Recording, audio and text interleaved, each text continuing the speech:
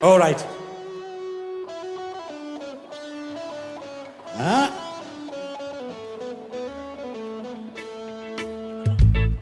Ku si tàcc sa loxo yàlla nga gisee Serigne Touba yomal xiyaam na loxo yi dal ndeysaan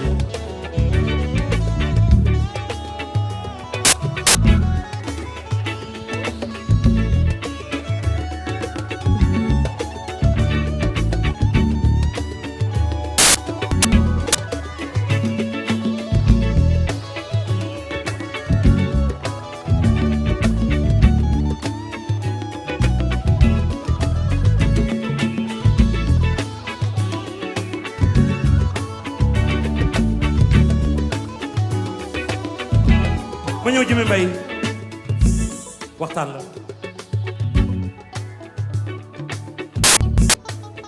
ak dégloo rek siw du jàmmi borom ñun ñoo ci xam dara wax lu la leerul léebi neen la lislaam da koy aay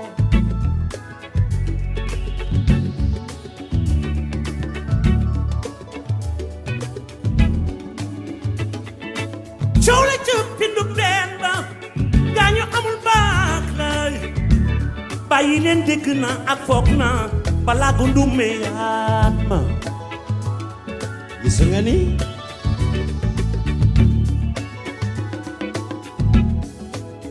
coon sa xel rafet na te noonu sa xel rafetee na la sa xol bi leen balaa gu loolu neex na de ci bés la xew am nga lu la fayda may Bon, bravo. bu la Ça may commence ci bien. dëgg la la may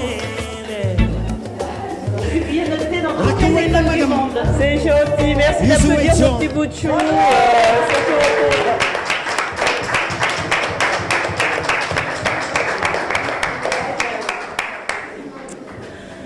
Bonjour à toutes, bonjour à tous et vraiment merci d'être venus à notre rendez-vous annuel donc, pour l'association pour l'éducation, l'intégration et le développement, qui est une association donc, dont la présidente est Mariem Fall, qui fait un boulot magnifique auprès dans cet arrondissement du 19e.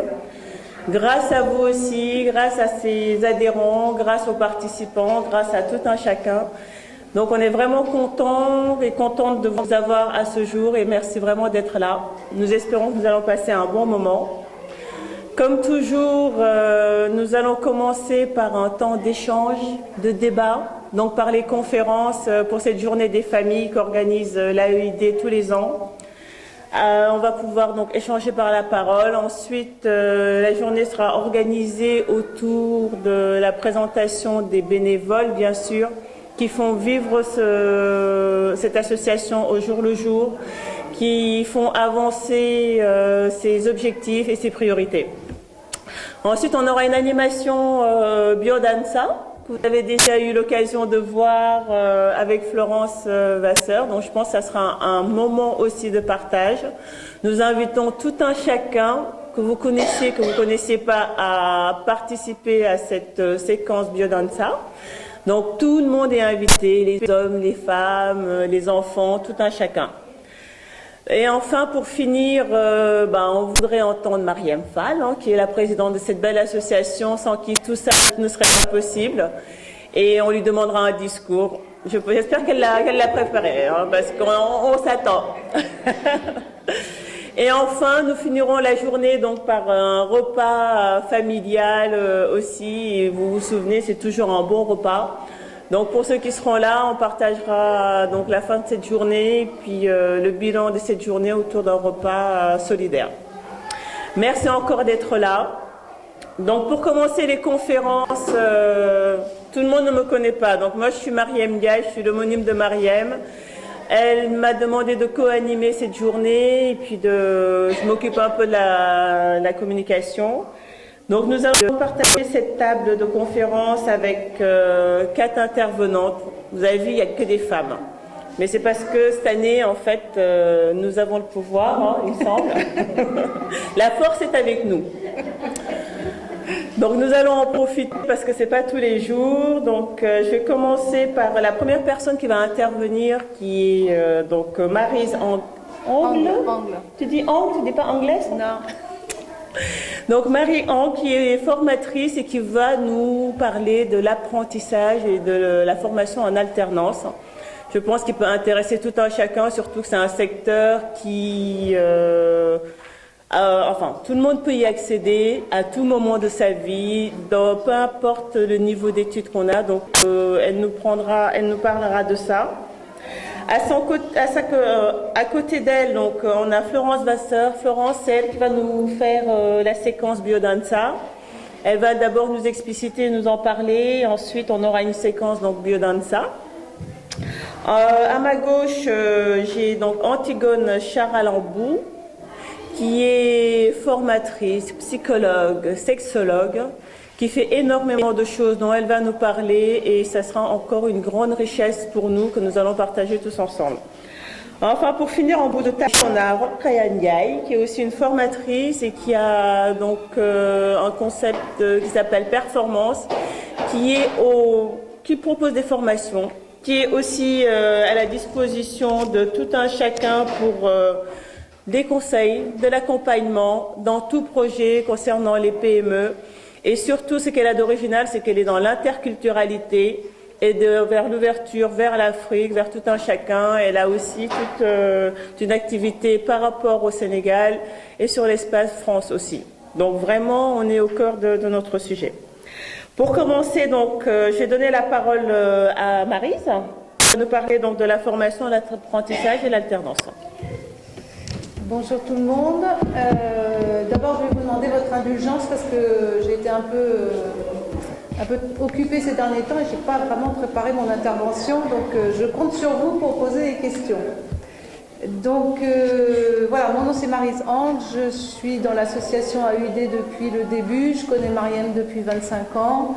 Et je viens tous les ans à la journée des familles et c'est vrai qu'à chaque fois je me dis il faudrait quand même que je parle du métier que je fais et de la formation en alternance puisque je travaille dans un CFA parce que ça peut intéresser les parents et les enfants parce que c'est une formation qui est diplômante, qui permet de travailler dans beaucoup de domaines et qui est très méconnue. Les gens ne connaissent en général que les formations générales, le collège, puis le lycée, on passe le bac, et puis des fois on ne sait plus trop ce qu'on va faire après le bac. Voilà. Donc, avant de commencer à vous parler de tout ça, je voudrais savoir qui dans la salle a déjà entendu parler de ces mots, alternance. Est-ce que chez vous, ça vous est familier? Est-ce qu'il y a des gens qui connaissent ce mot? Oui, il y a une jeune fille ici. Oui, d'accord. Bon, à peu près la moitié de la salle. Pour orienter ces jeunes, en Sherpa surtout, parce que nous, on a des jeunes qu'on accompagne dans l'association, des jeunes qui ont 14 ans et qui n'ont pas, qui ne savent pas ce qu'ils doivent faire. Donc, même on les accompagne, mais ils ne sont pas sûrs de leur orientation pour le moment. Ils ne savent pas, 14 ans. Donc, ils ne savent pas ce qu'ils veulent pour le moment. Et je voulais répondre à cette question-là. Merci beaucoup Maryse pour cette intervention, donc la formation en alternance, bravo. Et l'apprentissage, donc si vous avez des questions, n'hésitez pas après Oui, après, s'il n'y a pas de problème. Voilà, à contacter Maryse. Alors la prochaine intervention, donc toujours dans le conseil, dans l'accompagnement, dans l'efficacité on va dire, mais là en plus on a une spécificité qui est l'interculturalité. Je vais donner la parole à Rokhaya Ndiaye pour nous parler donc d'interculturalité, d'éducation. Rokhaya, je te laisse le micro. Merci Mariam. Elle n'a pas allumé. Elle n'a pas. Il faut allumer. Tiens, je peux Merci Mariam. Je vais d'interculturalité et de parentalité. Interculturalité, je pense que ce sujet ne pouvait pas être mieux choisi dans ce cadre. l'AEID, c'est ça? Oui. Oui, voilà. Nous sommes pour la plupart des migrants. Donc je pense nous sommes au cœur même de l'interculturalité et vivons en terre française, dans le pays d'accueil. Éducation, parce que l'AEIDH, c'est ça, l'AEID, si j'ai bien compris, s'occupe aussi d'éducation des enfants. Et moi-même, je suis la présidente d'une association qui s'occupe essentiellement que de migrants. Nous nous occupons aussi de l'emploi et de l'employabilité des migrants, donc accompagner les migrants vers l'emploi. Et qui dit l'emploi dit aussi éducation. Nous qui sommes entre deux cultures, en fin de compte, les deux cultures se bousculent dans nos têtes, dans nos habitudes, dans notre manière de vivre, dans notre manière de faire, et on finit par être dans un conflit interculturel qu'on peut subir dans des circonstances dont je viens de vous parler. Et pour finir, je citerai Meyer qui disait « Apprenons à nous enrichir de nos différences mutuelles ». Je vous remercie. Donc, merci infiniment. Je ne m'attendais pas à une intervention aussi riche, donc c'est vrai qu'il aurait fallu plus de 10 minutes. Mais je pense que ce n'est que partie remise pour l'année prochaine, on sera au rendez-vous. En attendant, peut-être qu'il y a des questions dans la salle. Est-ce que vous faites la différence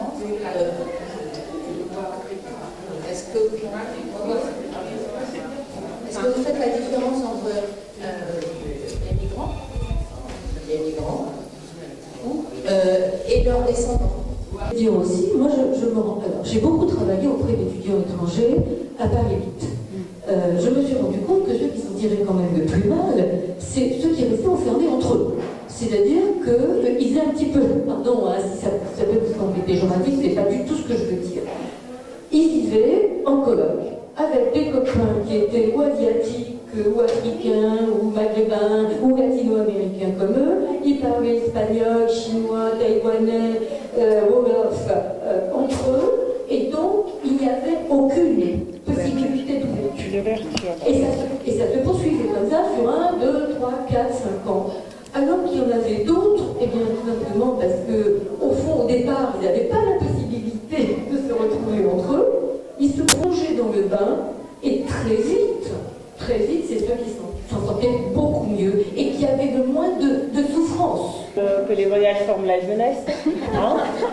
Tu nous rappelles que l'autre c'est nous et qu'il est vraiment très très important de se regarder, de regarder l'autre avec bienveillance, avec empathie, parce que, enfin, c'est toi, c'est moi, nous tous ensemble, et tu nous rappelles quand même les règles du vivre ensemble.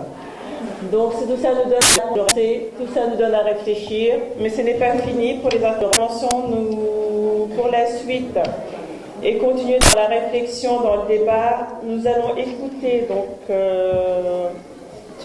Antigone qui va nous parler d'éducation et de sexualité, mais c'est surtout plus d'égalité entre filles et garçons et comment cette construction se met en place. Donc Antigone Charalambous qui va nous parler de tout ça et on pourra poser des questions après. Du coup, la question qui s'est posée à moi, en fait, voilà, et qui se pose à nous aujourd'hui, parce que ce qui est intéressant, c'est que on y réfléchisse aussi ensemble, voilà. C'est la seule façon que je sais faire les choses, en fait, avec les autres. Donc la question est comment construire l'égalité filles-garçons, garçons-filles, femmes-hommes, hommes-femmes. Alors, la question même de comment construire l'égalité filles-garçons, je me suis dit ça présuppose déjà que cette égalité soit n'existe pas, soit c'est une égalité partielle. Se répondre par oui ou non, ou très rapide en tout cas à répondre. Par exemple,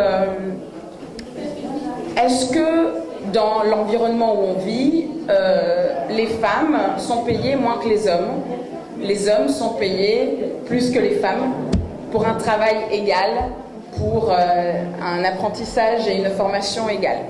L'éducation, et je dis, si nous, les mamans, on commençait déjà à la base, à la naissance de nos enfants, les garçons, les filles, à les traiter de la même manière, c'est pas toujours Dans les questions un petit peu de réflexion de départ, je ne sais pas si vous étiez là, j'ai dit qu'une des questions était, observons autour de nous, est-ce qu'il y a des différences de traitement de notre part entre, c'est un petit peu dans ce sens-là, mais je pense qu'il est important aussi qu'il y ait des institutions qui soient garantes de ces possibilités-là. Un exemple tout bête, l'école, dans le même lieu, accueille tous les enfants. Et ça, c'est important. Anciennement, jusque dans les années 60-70, c'était séparé. Et c'est pas tellement la séparation physique, c'est pas un problème. C'était qu'il y avait des cours adaptés aux filles de la couture, de la cuisine. L'enseignement ménager. C'est exactement ça. C'était l'enseignement ménager. Pas du tout pour les garçons. Et là est le problème.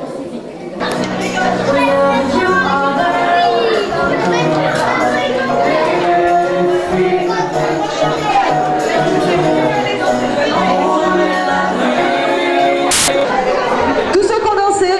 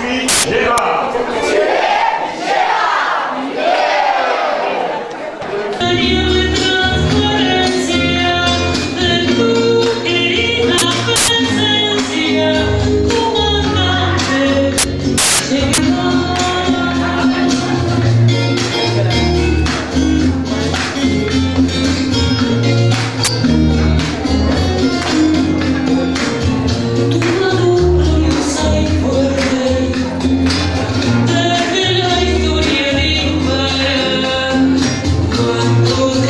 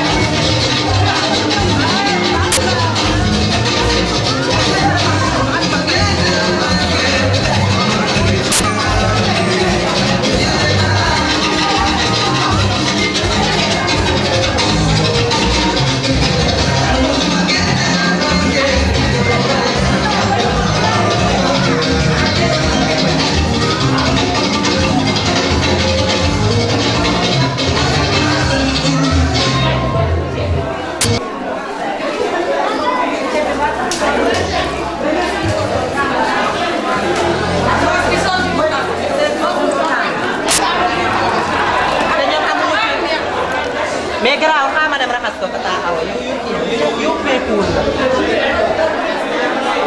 waaw.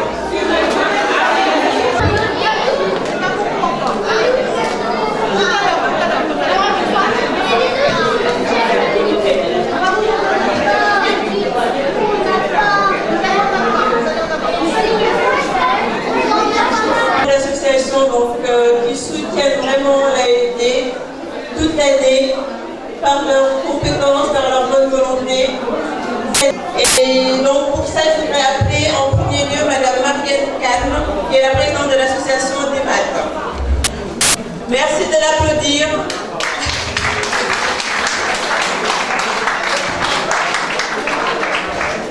Merci beaucoup.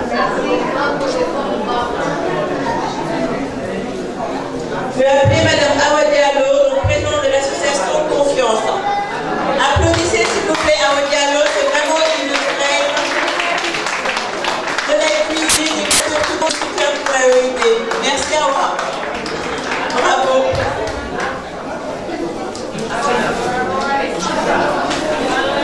Merci beaucoup.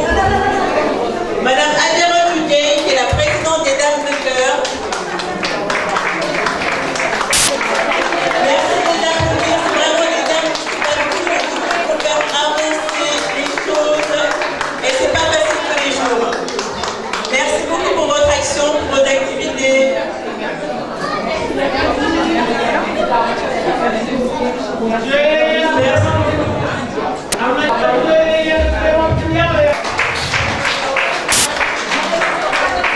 Merci les applaudir vraiment, c'est la dernière ligne droite. Madame Martine Dahl, présidente de l'association Espoir International et donc la présidente d'Isabelle Saint-Louis. Merci s'il vous plaît pour l'applaudissement.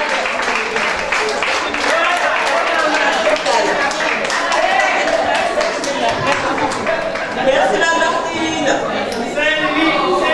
Madame Stéphanie Gay. Madame Stéphanie Gay, présidente de l'association Cabas.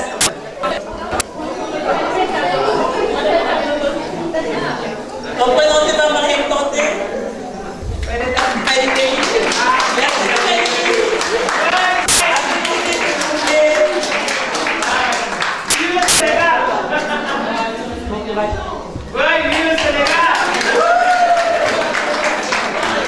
Madame Aminata Ndiaye, présidente de l'association Vika France.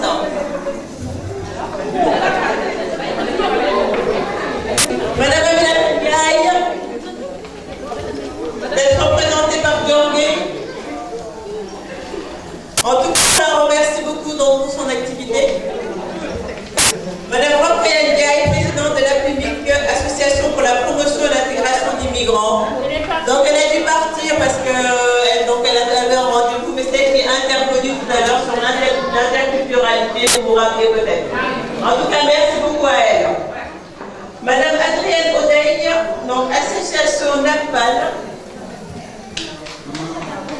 Merci beaucoup pour vos applaudissements. Merci beaucoup. Merci beaucoup. Madame Chloé, qui est la présidente de l'association Femmes en danger. D'ailleurs, elle a un stand derrière. C'est une association qui se bat concernant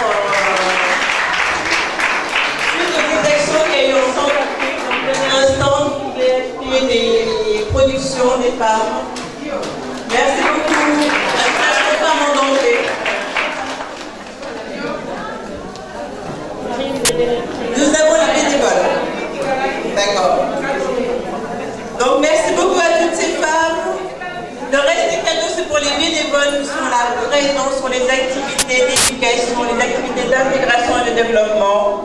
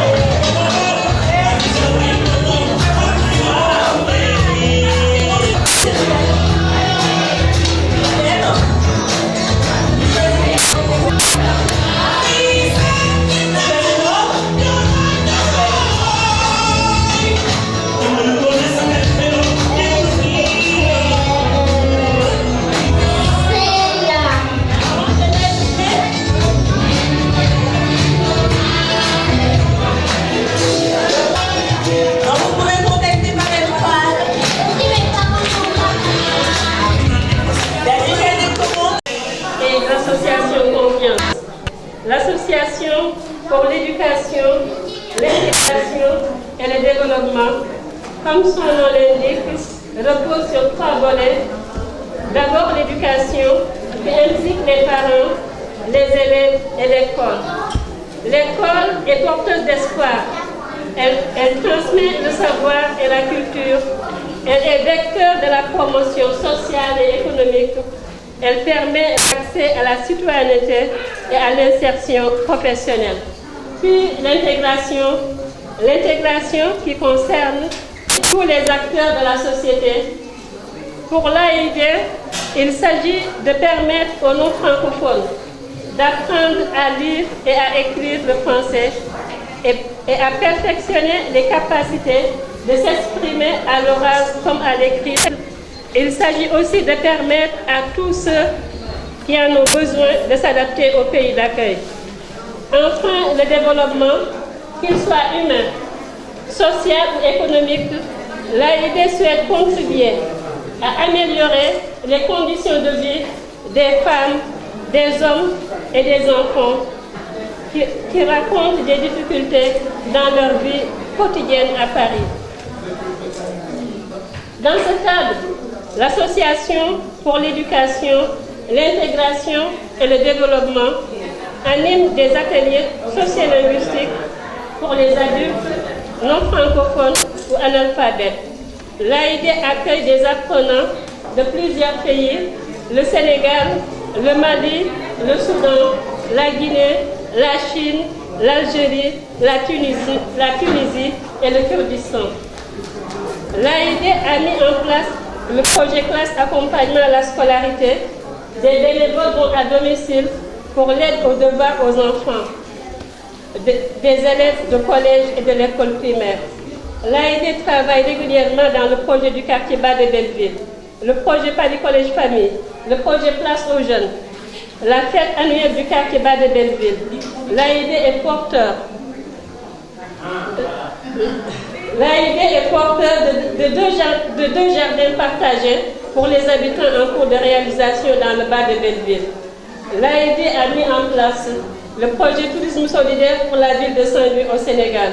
L'Association pour l'éducation, l'intégration et le développement profite de cette journée des familles 2016 pour remercier tous les invités et toutes les associations ici présentes. Bienvenue à tous.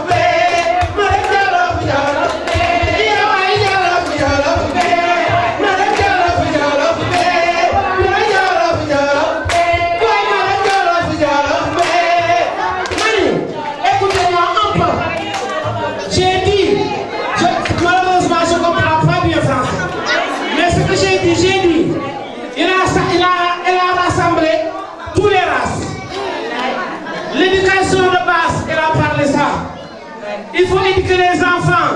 Pour demain, nous, on est presque vieux. C'est les enfants qui grandissent. Il faut éduquer les enfants, leur donner de bonnes leçons. C'est ça que j'ai écouté ici.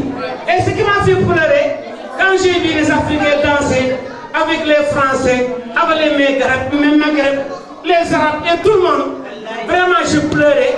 Ça c'est une grande chose. Tout le Sénégal va écouter ça, et le monde entier et l'Afrique. Mais bien le yàlla jàppale. Il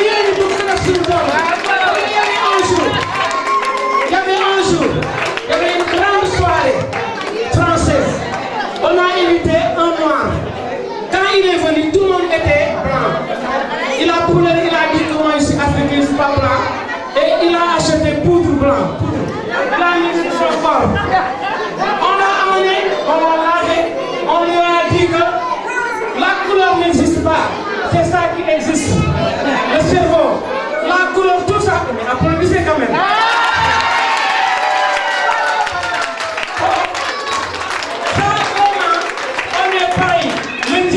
C'est le seul Dieu. Français, Maghreb, tout le monde c'est la même chose. Vraiment, c'est ça qui nous explique. Ce que vous faites pour nos enfants, Dieu va vous payer ça. Wassalam.